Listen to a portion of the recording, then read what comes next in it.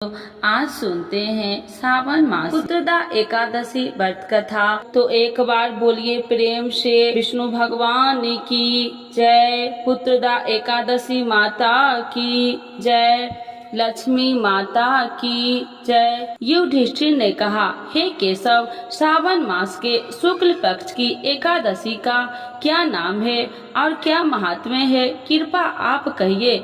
श्री कृष्णचंद्र जी ने कहा, हे राजन, ध्यान पूर्वक इसकी भी कथा सुनो। द्वापर युग में महीपति राजा महिष्मती नगरी में राज्य करता था, परंतु उसके पुत्र न होने के कारण वह अत्यंत ही दुखी था और पुत्र प्राप्ति के लिए अनेक प्रकार के प्रयत्नों को करता रहता था। अनेक प्रकार की चेष्टा करने पर भी जब उसको आनंद देने वाला पुत्र रत्न प्राप्त नहीं हुआ, तो राजा ने अपनी वृद्धा अवस्था को देखकर एक दिन अपनी सभा में अत्यंत ही चिंतित होकर प्रजाजनों को संबोधित करके कहा कि प्रजाजनों, मैंने इस जन्म में जहाँ तक ध्यान आता है कि कोई भी पाप कर्म नहीं किया और अत्याचार पूर्ण प्रजा से धन को भी लेकर अपने अर्थकोष में सज्जित नहीं किया, न किसी का धरोहर का ही हरण किया तथा अपनी प्रजा का पालन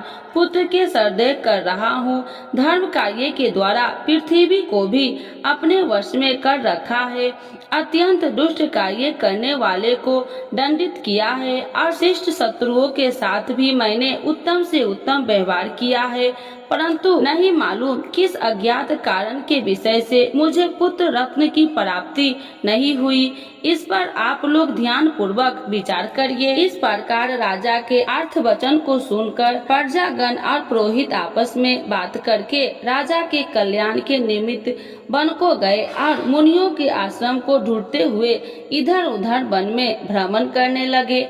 उसी वन में उन्होंने अत्यंत ही घोर तपस्या करते हुए निराहार जिज्ञात्मा जित क्रोध मुनि का दर्शन किया, जो कि सर्वधर्म त्वम तेवा एवं सर्वशास्त्र प्राग्रंथ दीर्घायु महात्मा लोमेश थे, जिनके की कल्प के अंत में केवल लोमेश ही गिरते हैं। इसी कारण उनका नाम लोमेश पड़ गया। इस प्रकार उन त्रिलोकी महात्मा लोमेश को देखकर सब लोग अत्यंत ही हर्षित होकर निकट जा यथोचित रूप से प्रणाम करके उनके पास स्थिर हो गए। लोमेश मुनि ने सब लोगों को देखकर यह प्रश्न किया कि तुम लोग यहाँ पर किस कारण से आए और यहाँ पर क्यों स्थिर हो गए हो। तब सब मनुष्य ने कहा कि हे महाराज, हम सब लोग अपने कष्ट के निमित्त होने के लिए आपके शुभ स्थान पर आए हैं। यह कष्ट यह है कि हमारा महिजीत नामक राजा अत्यंत ही धर्मात्मा है, परंतु वह पुत्रहीन है। इस दुख से उसे अत्यंत ही व्याकुल देखकर आपके शरण में तपस्या करने के हेतु हम सब एक चित्र हुए हैं। राजा के अहोभाग्य से हम सब लोगों को आपका दर्शन प्राप्त हुआ है, क्योंकि महात्मा एवं मुनि के दर्शन मात्र से ही मनुष्य के कार्य सिद्धि हो जाते हैं। अस्तु, अब आप हम लोगों के ऊपर कृपा दृष्टि कर इस प्रकार का उपदेश करिए कि जिससे हमारे धर्मात्मा राजा का कार्य सिद्ध होकर कल्याण होवे। प्रजाजनों की इस प्रकार की बातें को सुनकर क्षण भर तक ध्यान मग्न होकर राजा ने पूर्व जन्म के वृत्तांत को समझकर लोमेश ने कहा कि यह राजा पूर्व जन्म के अत्यंत ही घोर पापी और महादरिद्र जाति का वैश्य था। अपने व्यवसाय हेतु इस नगर से उस नगर में, उस नगर से दूसरे नगर में इसी प्रकार बराबर भ्रमण किया करता था। एक समय की बात है कि ज्येष्ठ मास के शुक्ल पक्ष की एकादशी को मध्यांत के समय प्यास से अत्यंत व्याकुल होकर जल के हेतु कोई उत्तम स्थान को ढूंढने लगा। संयोगवश उसको एक अत्यंत ही उत्तम और स्वच्छ जलाशय दिखाई पड़ा। उसको देखते ही जल पीने की इच्छा से उसके समीप गया। उसी समय कुछ ही दिनों के ब्याही हुई एक गौ अपने साथ बछड़ों को लिए उसी जलाशय पर आकर जल पीने लगी। उस समय उस बनिए ने उस जल पीते हुई गौ को हटाकर स्वयं ही जल को पिया। इस पाप के कारण निसंतान है, परंतु कुछ पूर्व जन्म के पुण्य के प्रताप से उसको राज्य प्राप्त हो गया। मुनि जी की बातें को सुनकर प्रजाजन और पुरोहित ने कहा कि हे महाराज, हम लोगों ने पुराणों के द्वारा इस प्रकार सुना है कि पुण्य कार्य करने से पाप नष्ट हो जाते हैं। सो आप कृपा करके इस प्रकार पुण्य का उपदेश करिए कि जिससे पाप नष्ट होकर राजा महिजीत को पुत्र प्राप्त हो।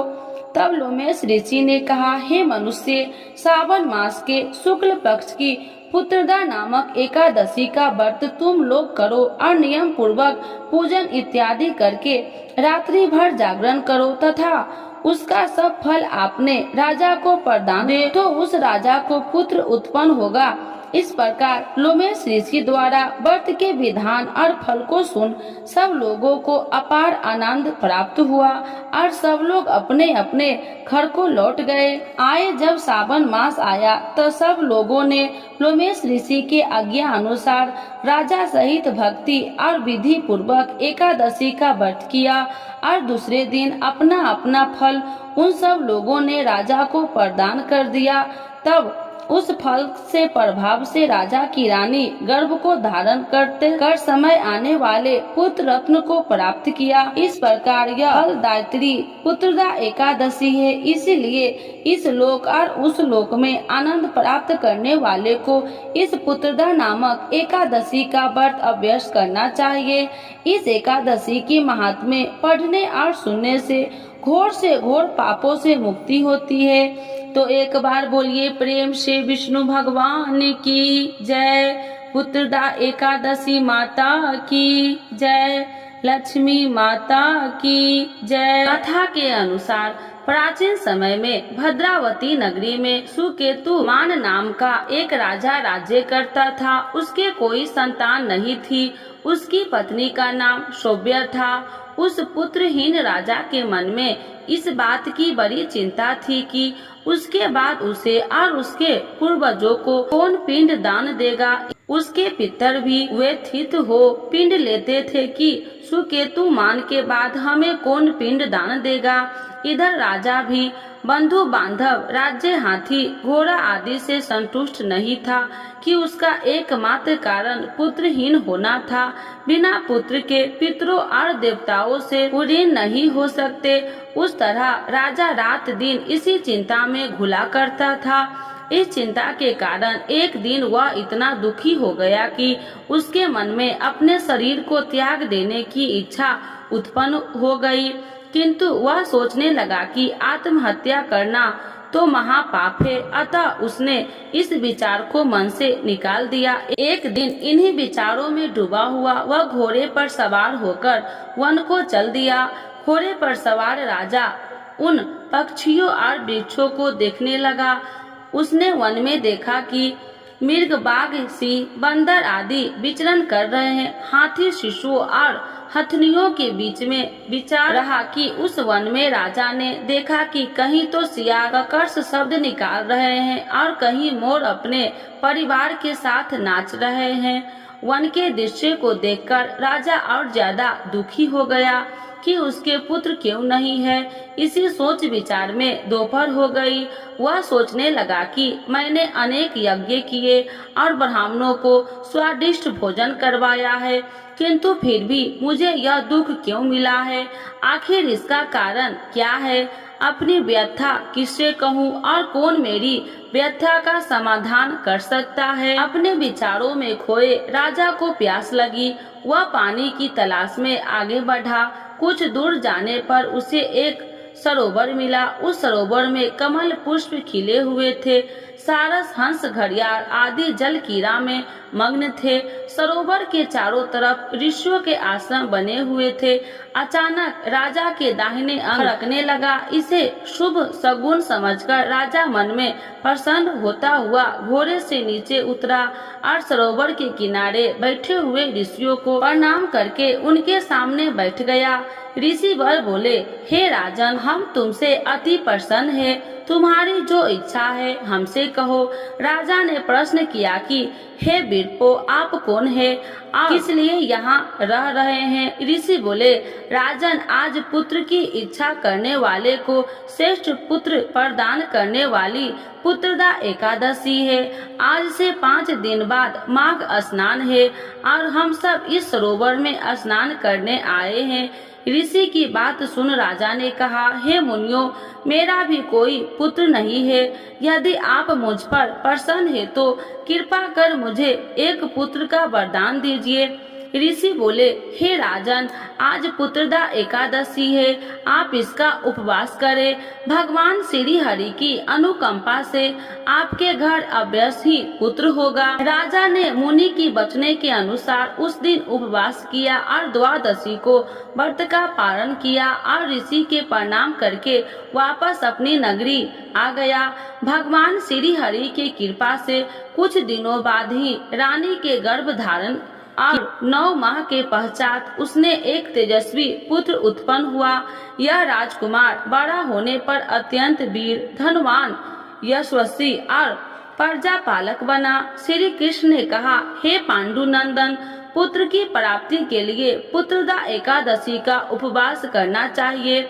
पुत्र प्राप्ति के लिए इससे बढ़कर दूसरा कोई व्रत नहीं है।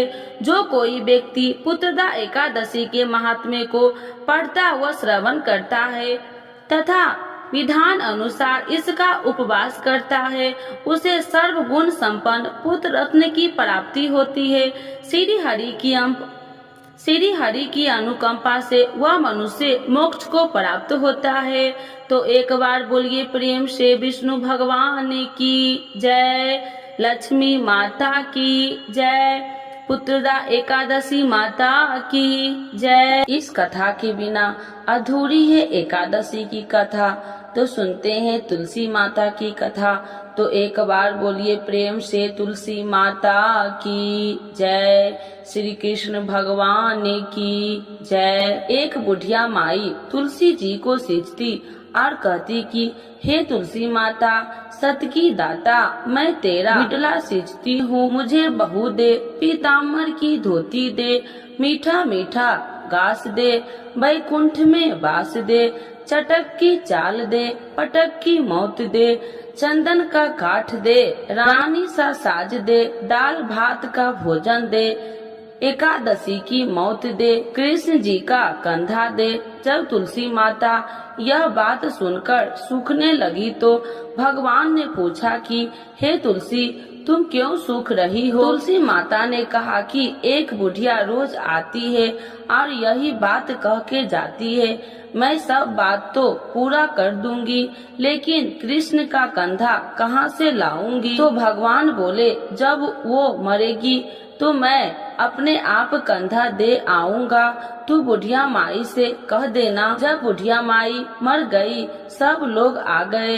जब माई को ले जाने लगे तो वह किसी से न उठी। तब भगवान एक 12 बरस के बालक का रूप धारण करके आए। बालक ने कहा, मैं कान में एक बात कहूँगा तो बुढ़िया माई उठ जाएगी। बालक ने कान में कहा, बुढ़िया माई मन की निकाल ले, पीताम्बर की धोती ले, मीठा मीठा ग्रास ले, बैकुंठ का वास ले, चटक की चाल ले, पटक की मौत ले, कृष्ण जी का कंधा ले। यह सुनकर बुढ़िया माई हल्की हो गई। भगवान ने कंधा दिया और बुढ़िया माई को मुक्ति मिल गई। हे तुलसी माता, जैसे बुढ़िया माई को मुक्ति दी वैसे सबको देना। तो एक बार बोलिए प्रेम से तुलसी माता की जय, श्री कृष्ण भगवान की जय। एकादशी के दिन यह कथा जरूर सुने। एक लपसी था, एक तपसी था। तपसी हमेशा भगवान की तपस्या में लीन रहता था। लपसी रोजाना 1.25 सेर की लापसी बनाकर भगवान का भोग लगाकर जीम लेता था। एक दिन दोनों लड़ने लगे। तपसी बोला, मैं रोज भगवान की तपस्या करता हूँ, इसीलिए मैं बड़ा हूँ। लपसी बोला, मैं रोज भगवान को 1.25 सेर लपसी का भोग लगाता हूँ, इसीलिए मैं बड़ा हूँ। नारद जी वहाँ से गुजर रहे थे। दोनों को लड़ता देखकर उनसे पूछा कि तुम क्यों लड़ रहे हो। तपसी ने खुद के बड़ा होने के कारण बताया और लपसी ने अपना कारण बताया। नारद जी बोले, तुम्हारा फैसला मैं कर दूंगा। दूसरे दिन लपसी और तपसी नहाकर अपनी रोज की भक्ति करने आए तो नारद जी ने छुप कर 1.25 करोड़ की एक एक अंगूठी उन दोनों के आगे रख दी। तपसी की नजर जब अंगूठी पर पड़ी तो उसने चुपचाप अंगूठी उठाकर अपने नीचे दबा लिया। लपसी की नजर अंगूठी पर पड़ी लेकिन उसने ध्यान नहीं दिया। भगवान का भोग लगाकर लपसी खाने लगा। नारद जी सामने आए तो दोनों ने पूछा कि कौन बड़ा है, तो नारद जी ने तपसी से खड़ा होने को कहा। वो खड़ा हुआ तो उसने नीचे दबी अंगूठी दिखाई पड़ी। नारद जी ने तपसी से कहा, तपस्या करने के बाद भी तुम्हारी चोरी करने की आदत नहीं गई, इसीलिए लपसी बड़ा है और तुम्हें तुम्हारी तपस्या का कोई फल भी नहीं मिलेगा। तपसी शर्मिंदा होकर माफी मांगने लगा। उसने नारद जी से पूछा, मुझे मेरी तपस्या का फल कैसे मिलेगा। नारद जी ने कहा, यदि कोई गाय और कुत्ते की रोटी नहीं बनाएगा तो फल तुझे मिलेगा। यदि कोई ब्राह्मण को भोजन करवाकर दक्षिणा नहीं देगा तो फल तुझे मिलेगा। यदि कोई साड़ी के साथ ब्लाउज नहीं देगा तो फल तुझे मिलेगा। यदि कोई दिए से दिया जलाएगा तो फल तुझे मिलेगा। यदि कोई सारी कहानी सुने लेकिन तुम्हारी कहानी नहीं सुनेगा तो फल तुझे मिलेगा। उसी दिन से हर व्रत कथा कहानी के साथ लपसी तपसी की कहानी भी सुनी और कही जाती है। तो एक बार बोलिए प्रेम से एकादशी माता की जय। आज सुनते हैं पुत्रदा एकादशी 2024 डेट। पुत्रदा एकादशी कब है, जाने डेट और व्रत रखने का लाभ। श्रावण मास के शुक्ल पक्ष की एकादशी को पुत्रदा एकादशी कहते हैं। पुत्रदा एकादशी अब की बार 16 अगस्त को है। पद्म पुराण के इस एकादशी का महत्व बहुत ही खास माना गया है। सावन के पवित्र महीने में जब भगवान विष्णु चतुर्मास की निद्रा में होते हैं तो यह एकादशी पड़ती है और इसको पुत्रदायी एकादशी माना गया है। इस दिन विधि विधान से भगवान विष्णु की पूजा करने का खास महत्व होता है। भगवान विष्णु की पूजा से आपकी सभी मनोकामनाएं पूरी होती है। मान्यता है कि इस दिन वे महिलाएं जो पुत्र पाना चाहती है अगर व्रत करे तो उन्हें पुत्र रत्न की प्राप्ति होती है। आइए जानते हैं पुत्रदा एकादशी व्रत का महत्व, डेट और पूजा विधि। पुत्रदा एकादशी की डेट। पुत्रदा एकादशी इस बार 16 अगस्त को है। इस एकादशी तिथि का आरंभ 15 अगस्त को सुबह 10:26 से हो जाएगा। इस एकादशी का समापन 16 अगस्त को सुबह 9:39 पर होगा। व्रत का पारण 17 अगस्त को सुबह 5:51 से 8:05 तक किया जा सकता है। पुत्रदा एकादशी व्रत का महत्व। पुत्रदा एकादशी का व्रत करने से आपको अच्छे पुण्य की प्राप्ति होती है और साथ ही आपको मृत्यु उपरांत वैकुंठ लोक की प्राप्ति होती है। कहते हैं इस व्रत को करने से आपका घर धन्य धान्य से भर जाता है। इस एकादशी का व्रत करने से आपको नारायण के साथ माँ लक्ष्मी की भी विशेष कृपा प्राप्त होती है। इस व्रत के पुण्य प्राप्त से राजा महिजित महिष्मति को पुत्र रत्न की प्राप्ति हुई थी, इसीलिए इस एकादशी का नाम पुत्रदा एकादशी है। इस व्रत के प्रताप से आपकी खाली झोली भी भर सकती है। इस तिथि में वैष्णव समाज के लोग भी भगवान विष्णु की पूजा करते हैं। पुत्रदा एकादशी व्रत की पूजा विधि। पुत्रदा एकादशी के दिन सुबह जल्दी उठकर स्नान कर ले और घर के मंदिर को गंगा जल छिड़क कर पवित्र कर ले। इसके बाद भगवान विष्णु और माँ लक्ष्मी की प्रतिमा को लकड़ी की चौकी पर पीला कपड़ा बिछाकर उस पर स्थापित कर ले। इसके बाद गंगा जल से इसका अभिषेक करे और पुष्प के साथ तुलसी दल अर्पित करे। अगर आपको व्रत रखना है तो व्रत करने के संकल्प ले और यदि व्रत नहीं करना है तो पूजा करके आहार ग्रहण कर सकते हैं। पूजा के बाद आरती करें और भगवान विष्णु को पंचामृत का भोग लगाए। भगवान के भोग में तुलसी पत्ता जरूर शामिल करें। तुलसी बिना भगवान विष्णु भोग नहीं ग्रहण करते हैं। तो एक बार बोलिए प्रेम से विष्णु भगवान की जय। पुत्रदा एकादशी माता की जय। लक्ष्मी माता की जय। आप जानेंगे सावन पुत्रदा एकादशी के दिन करें ये उपाय, चमक उठेगा संतान का भाग्य। पंचांग के मुताबिक सावन माह के शुक्ल पक्ष की एकादशी तिथि को सावन पुत्रदा एकादशी के नाम से जाना जाता है। वही संतान के लिए साल में 2 बार पुत्रदा एकादशी पड़ती है, एक पौष माह के और एक सावन माह में। इस एकादशी तिथि के दिन भगवान विष्णु के साथ भगवान शिव की पूजा विधिवत रूप से करने का विधान है। यह व्रत विशेष रूप से उन लोगों के लिए महत्वपूर्ण है जो संतान प्राप्त करने की इच्छा रखते हैं। अब ऐसे में संतान पुत्रदा एकादशी के दिन कुछ ऐसे उपाय है जिसे करने से संतान का भाग्य चमक सकता है। आइए जानते हैं संतान सुख की प्राप्ति के लिए करें ये उपाय। सावन पुत्रदा एकादशी के दिन भगवान विष्णु की पूजा करने का विधान है, इसीलिए इस दिन पूजा करते समय आप उन्हीं के अवतार भगवान श्री कृष्ण के संतान गोपाल मंत्र का जाप करें। ऐसा माना जाता है कि यह बेहद चमत्कारी मंत्र है।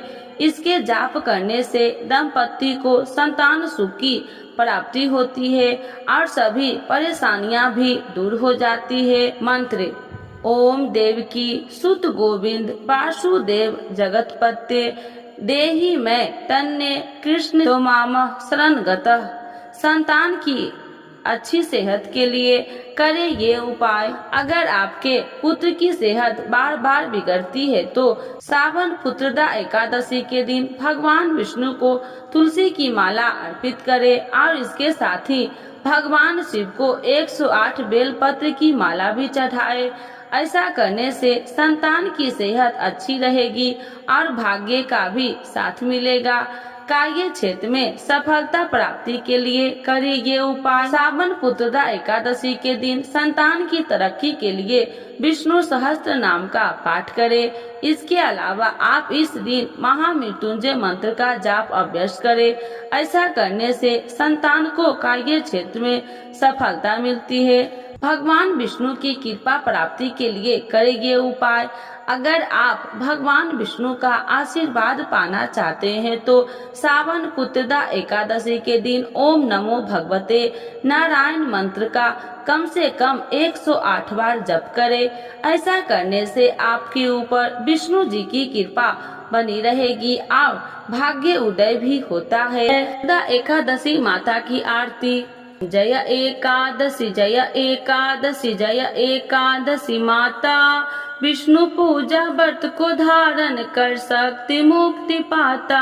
ओम जय एकादशी जय एकादशी जय एकादशी माता, तेरे नाम गिनाऊं देवी भक्ति प्रदान करने, गण गौरव की देनी माता शास्त्रों में बरनी, तेरे नाम गिनाऊं देवी भक्ति प्रदान करनी, गण गौरव की देनी माता शास्त्रों में बरनी। ओम जय एकादशी जय एकादशी जय एकादशी माता, मार्गशीर्ष के कृष्ण पक्ष की उत्पन्ना विश्व तारिणी जन्मी, शुक्ल पक्ष में होए मोक्षदा मुक्दाता बन आई, मार्गशीर्ष के कृष्ण पक्ष की उत्पन्ना विश्व तारिणी जन्मी।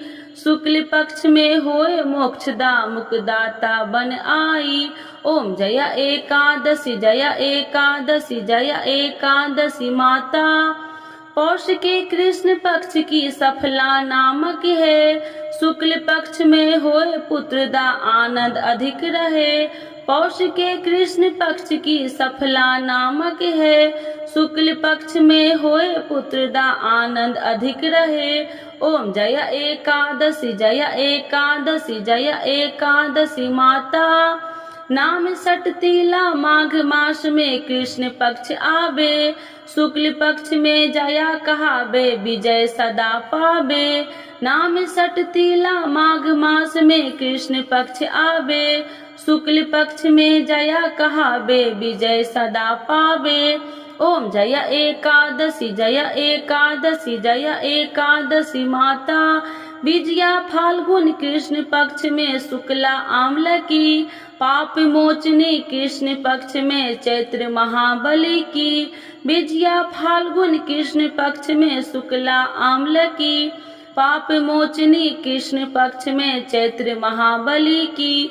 ओम जय एकादशी जय एकादशी जय एकादशी माता। चैत्र शुक्ल पक्ष में नाम कामदा धन देने वाली। नाम बरूथनी कृष्ण पक्ष में वैशाख माहवाली।